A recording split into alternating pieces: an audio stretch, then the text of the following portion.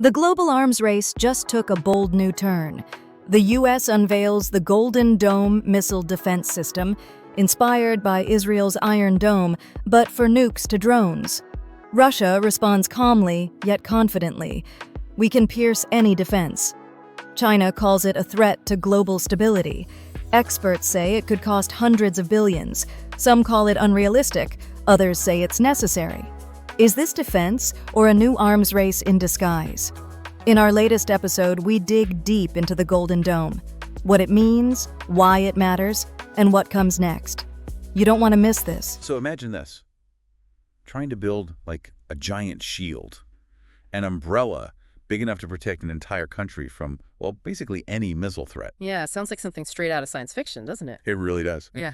But this idea we're exploring today, it's not just fiction. It's a real plan, something ordered at the top in the U.S. And it's definitely making waves internationally. Exactly. We're doing a deep dive into this proposed U.S. nationwide missile defense system, sometimes called the Golden Dome. And we're using the source material you've shared with us, specifically an article from the Eurasian Times. Right. It really digs into the plan, but also the big challenges it faces. So our mission here is to pull out the key stuff from that article. What is this Golden Dome idea, really? What are the major roadblocks, technical, financial, political? And how are other big players like Russia and China reacting? We want to connect all that back to why this matters for you, the listener. Yeah, understanding these kinds of strategic moves is, well, it's crucial. If you're following global security, maybe preparing for exams like the UPSC, where these dynamics are key. Or even just trying to stay informed about how tech, money, and global politics mix, this gives you that detailed picture. We'll definitely be pulling out those specific expert opinions and facts from the source. It's all about seeing where these grand ideas meet, hard reality. Okay, so let's define it first. What exactly is the Golden Dome vision, according to the source? Well, the article describes it as a concept championed by President Trump. And the idea is a system that can defend against a really, really wide range of weapons. Not just the big ones. No, not just ICBMs. It's also aimed at hypersonic missiles, cruise missiles, and even drones, which we're seeing more and more of. Basically trying to stop everything. Yeah. And the timeline mentioned seemed, well, incredibly fast. Yeah. The goal stated was apparently about 3 years, roughly aiming for the end of a potential second term. 3 years. For something this complex. Yeah. That raises eyebrows immediately, doesn't it? It certainly does. And the name Golden Dome, it obviously makes you think of Israel's Iron Dome. Is that the inspiration? The source says yes. The name and the basic shield concept are inspired by Iron Dome, which, has been effective. There's a big difference, right? A huge difference. The article stresses this. Iron Dome deals with shorter range rockets, artillery. Golden Dome is meant to tackle completely different beasts. Think long range, super fast ICBMs, hypersonics, much, much harder targets. Okay, a totally different scale of threat. And that kind of scale usually means a massive price tag. No. What did the source say about initial costs? It mentions an initial funding announcement of $25 billion. But President Trump's own estimate for the whole thing was around $175 billion. $175 billion. That's serious money. But the article suggests even that number might be low, according to experts. Exactly. Before we get into the cost debates, though, let's set the stage. Why even propose this now? What's the threat picture look like based on the source? Good point. What's the justification? The article points to the growing complexity and seriousness of missile threats globally. It quotes Chad Olant from the RAND Corporation saying, pretty bluntly, the threat is clearly getting worse. Okay. And it backs this up by referencing the Pentagon's 2022 Missile Defense Review. And what did that review highlight? What specific threats? Well, it painted a more dangerous picture. It noted Beijing is catching up fast technologically with ballistic and hypersonic missiles. Right. Moscow. They're modernizing their long-range stuff, their ICBMs, and developing new precision missiles. Okay, so Russia and China are key drivers. Definitely. Plus, the review mentioned the drone threat is growing. Look at Ukraine. And then you've still got the persistent worries about ballistic missiles from places like North Korea and Iran, and even non-state actors having rocket capabilities. So the ambition for Golden Dome, it stems from this feeling that the threat landscape is getting much worse, much more complex from multiple angles. That seems to be the strategic rationale presented in the article. But, okay, having a reason is one thing. Actually building it, especially that fast, That's where the challenges come in. And the source really unpacks those, doesn't it? Oh, absolutely. This is where the expert analysis in the article gets really interesting. The hurdles are, well, they're huge. Let's tackle that $175 billion cost estimate first. How realistic do the experts cited think that figure is? Not very. The article is pretty blunt. It says that number is likely far lower than the actual price. Lower. Yeah. It quotes Thomas Roberts from Georgia Tech, calling that $175 billion figure simply not realistic. Not realistic. Okay, that's pretty stark. Does the source offer any other cost benchmarks? It does. It brings in the Congressional Budget Office, the CBO. They're nonpartisan. They looked at the cost of just one piece of a potential system, like this space-based interceptor. Just one component. Just one. And specifically, a system designed only to counter a limited number of ICBMs, their estimate. Over 20 years, it ranged from $161 billion up to potentially $542 billion. Whoa. Okay, wait. So the CBO's low end for just part of the system is almost the same as the administration's estimate for the whole thing. And their high end is, wow, over 3 times as much. Exactly. It shows a massive disconnect in perceived cost, doesn't it? It really does. And the CBO noted that a really comprehensive system, like Golden Dome aims to be, might need an even bigger space-based layer than they modeled, so the cost could go higher still. So the experts quoted aren't exaggerating when they call it incredibly expensive. Not at all. Thomas Withington from RUSI calls it serious money. And Tad Olent from RAND makes the point that the cost really depends on where you set the bar. Wait. Meaning, how many threats do you want to stop? How capable are those threats? What exactly are you defending? The higher you set that bar, like Golden Dome seems to do, the more the cost just skyrockets. Okay, so the cost alone is a mountain to climb. What about the technical side? Are the needed technologies ready to go? Apparently not.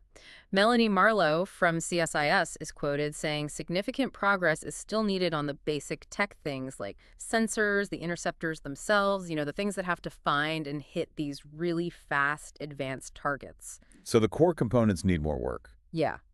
And Thomas Roberts from Georgia Tech adds that the initial plan lacks the details needed to develop a model of what it would even look like in practice. So it's not just refinement, it's foundational development still needed. It sounds like it. The CBO also pointed out that more analysis is needed just to figure out the technical capabilities required compared to older missile defense ideas. Okay, so the tech isn't off the shelf. Yeah. What about the politics, the bureaucracy, getting something this big actually done? Also major hurdles, according to the source. Melanie Marlowe points out you need the White House and Congress to agree on the spending, how to pay for it all. That's never easy. Especially with those kinds of numbers. Right. And she also mentions the defense industrial base, the companies that build this stuff. She notes it had atrophied, weakened, though it has begun to revive. So capacity could be an issue too. Could be. Thomas Withington sums it up well, saying you need to overcome huge bureaucratic, political science, and technological milestones. And Marlowe stresses that political will is absolutely key to even try and push through all that. So you need the money, the tech breakthroughs, the industrial muscle, and the political alignment, all to happen super fast for that 3-year timeline. Exactly. Which brings us back to the skepticism about that timeline. The source mentions that months after the initial order, there wasn't much public detail on how they tackled these huge issues. Understandable skepticism, then. Very much so. Given all these challenges, cost, tech, politics, the experts quoted are, well, doubtful. Thomas Withington's quote really captures it. I'm not holding my breath as to whether we will actually ever see this capability. Not holding my breath. Yeah. That's about as clear as expert skepticism gets, isn't it? Pretty much. Okay, so we have this grand vision driven by real threats, smashing up against these massive practical barriers. How are other countries reacting, particularly Russia and China? Well, the reactions reported in the source are strong and negative.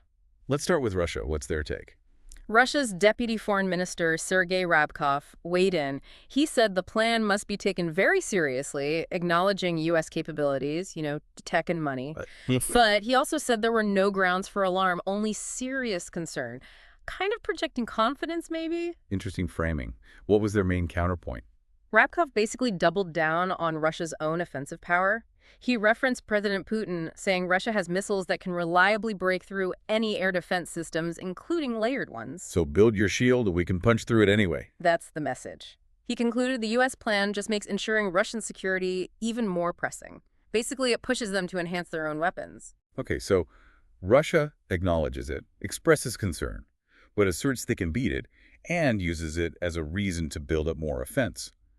What about China? China's reaction, voiced by Foreign Ministry spokeswoman Mao Ning, was also clearly negative. She warned the system undermines global strategic balance and stability. That's a broader concern than just their own security, isn't it? Focused on stability. It is. China expressed serious concern and flat out urged the U.S. to abandon the development and deployment of this kind of global missile defense system as soon as possible. So, quite different reactions. Russia says we can beat it, but it makes us build more weapons, while China says this whole thing destabilizes everything, stop it. Yeah, it really highlights different ways major powers react to perceived shifts in the strategic landscape, different ways of expressing their opposition. Okay, let's try and synthesize this. Bringing together all those expert views cited in the Eurasian Times article, what's the overall picture they paint? Well, the consensus among the experts quoted seems pretty clear. They agree the threats are real and getting worse, no argument there. But the Golden Dome plan, as it's been described, it faces just enormous challenges, maybe insurmountable ones. There's widespread doubt about whether it's feasible, especially on that timeline. Why specifically? Because of the, well, almost unbelievable costs involved, the fact that key technologies still need major development, and the huge political and bureaucratic fights required to make it happen. So, a very ambitious strategic goal, grounded in real threats, but according to these experts, it's colliding hard with the realities of cost, engineering, physics, and politics. That really seems to be the central tension laid out in the source material, yes. Right. Okay, let's bring this back to you, our listener. We've gone through this ambitious Golden Dome idea, the threats behind it, the massive hurdles. Why is understanding this stuff important for you, even if the system never gets built? Well, understanding proposals like Golden Dome, even hypothetical ones, gives you a really valuable window into current strategic thinking. It sparks discussion about what's actually possible technologically, what's affordable economically. And how these big defense plans land on the world stage, how others react. Exactly. It's a case study, really, based on the source material, showing that messy intersection of ambition, money, technology, and international relations. So analyzing the challenges, the CBO cost figures, the tech gaps, the reactions from Moscow and Beijing, it gives you concrete examples of the forces shaping global security today. It does. It helps you understand why certain defense policies get debated so fiercely, why some grand plans maybe never happen, and how even just proposing something like this can affect stability and what other countries do. So if you're following current events, studying international security, maybe prepping for exams like the UPSC where these strategic issues are core, this kind of detailed look is fundamental. It gives you that context beyond just the headlines. It helps you critically evaluate future debates about missile defense or any huge government tech project. grounds the big strategic ideas in, well, real-world limits. Precisely. This has been fascinating, a really deep look into a very challenging concept. Yeah. So just to quickly recap based on the source material, especially that Eurasian Times article you provided, we explore the Golden Dome vision, this idea of a nationwide shield against basically everything, with a super ambitious timeline. But, as the experts in that article made very clear, this vision runs straight into some huge practical problems, immense costs likely way beyond initial guesses, Major technical hurdles still to overcome. and significant political and bureaucratic obstacles too.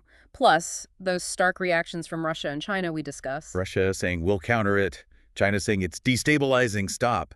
It really shows the gap between wanting something strategically and being able to actually achieve it operationally. Absolutely. And thinking about all this, based on the analysis in the source, it leaves us with a pretty big question, doesn't it? It really does. Given all these massive technical and financial hurdles the experts laid out, and considering how strongly Russia and China reacted, what's the realistic future here for wide-area missile defense against these really advanced threats? Yeah, are massive centralized systems like Golden Dome just too hard, too expensive, too provocative?